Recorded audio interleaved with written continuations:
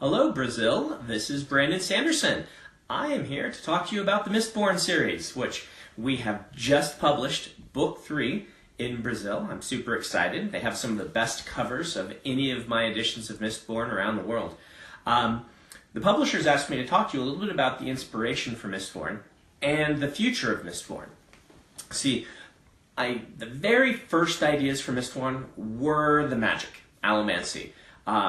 I actually had this really neat idea for this magic that you eat metals and you metabolize them and do cool things. It sounds weird, but it actually works really well in the story. I knew things were coming together when in the story I would be writing these scenes and people would eat metal and gain their powers, and it just felt natural, it felt normal, it felt like it worked. The original inspirations of that were alchemy mixed with the idea of metabolism. I like my magics to have one foot in science and one foot in superstition, kind of blending those two together. I see magic in my books as kind of a new branch of science in these worlds where they're happening. So I had this all going and this magic system really working, but I didn't have a story for it. In fact, I tried to write a book with it and it didn't work. So I had to let it sit in the back of my head for a long time until this idea of a kind of anti-epic fantasy happened. The idea of the Dark Lord taking over the world, the hero failing to prevent him from doing so. Kind of like if Harry Potter got killed at the end of Lord of the Rings, or, Frodo got to the end of Harry Potter, sorry. If Harry Potter got killed at the end of Harry Potter, and if Frodo at the end of Lord of the Rings had gotten that ring there, and Sauron's like, hey, I've been looking for that, thanks for bringing it back, and then killed him and took over the world, right? This whole idea of the Dark Lord wins. That was a downer of an idea for a book, though. Like, I didn't want to do a series where at the end I'm like, haha, everything you've been reading, we're going to yank the rug out from underneath you and the Dark Lord wins.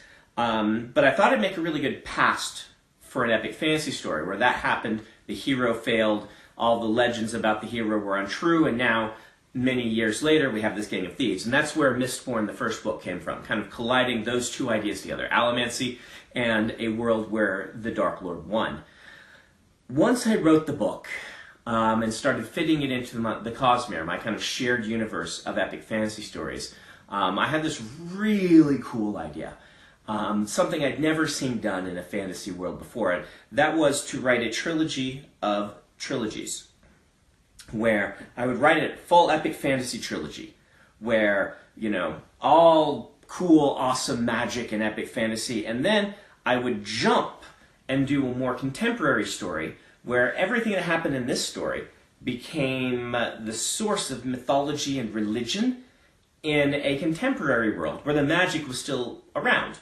And then to do a trilogy set in a science fiction world, a space opera, where the magic had become the means by which space travel was possible. And so we could tell the story of a world from past, present, future in this really awesome epic fantasy continuum.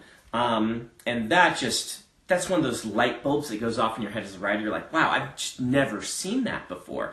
I've never seen an epic fantasy become a science fiction. And it got me very excited. I went and pitched it to my editor, and he's like, wow, you're ambitious. We were pretty new working together back then, and so he didn't know how this whole weird thing in my head works. But he said, let's see what you can do. And so you guys are about to go to the second era of Mistborn. The second era of Mistborn is a little bit steampunk, as we say in the genre. It's early 1900s. We've got steam power and guns, and still alomancia and feruchemy. And so you really are going to be able to see how the magic interacts. A magic that can push on metals and interact them is really cool when people have guns and their cars driving around and stuff like that. And so you're going to see this transformation as Mistborn becomes a modern world. And I still intend to do, actually, several more trilogies. It's expanded beyond 3. In this world where you're going to get to see something that's a little bit more like 1980s level technology, and then the science fiction series is still coming. So I hope you look forward to seeing those, and I hope that you'll check out the future of the Mistborn books as we release them. Thank you guys very much for reading.